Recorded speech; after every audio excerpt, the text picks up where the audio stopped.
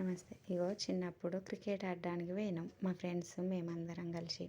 అడిగి పోయిన కాడ "నీకు క్రికెట్ ఆడొచ్చానే" అని అడిగింది. నేను అమ్మమ్మ వాళ్ళ ఇంటికాడ చదువుకునేది. సమ్మర్లో మా ఇంటికి పోయేది. మా ఇంటికాడ చిన్నప్పటి ఫ్రెండ్స్ "ఆడొచ్చానే" అంటే "ఆడొచ్చు" అని చెప్పిన. ఏది ఎట్లా ఆడతారు, 6 అంటే ఏంటి, 4 అంటే ఏంటి, డెడ్ బాల్ అంటే ఏంటిది, వైట్ బాల్ అంటే ఏంటి, ఇవన్నీ అడిగిళ్ళు. అడిగితే అన్నీ చెప్పిన.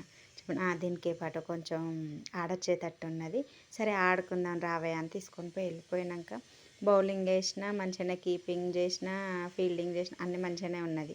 బ్యాట్ ఇచ్చిళ్ళు. బ్యాట్ ఇచ్చినాక వాళ్ళ అబ్బాయిలు అమ్మాయిలు అందరం కలిసి ఆడుకునేది. వాడు ఉరకచ్చి బాల్ వేసిండు. వాడు గంత ఉరకచ్చి బాల్ ఎత్తాడు. నేను కూడా ఉరికిపోయి కొట్టాలి కావచ్చు అనుకొని ఉరికి బాల్ నా దగ్గరికి రాకముందే ఎదురుగా పోయి కొట్టేస్తే బాల్ వచ్చి నా కాలుకు తగిలింది. బ్యాట్ పోయి వన్ తలకాయకు వలిగింది. వెనక మరి చూస్తే ఎవ్వరు లేరు.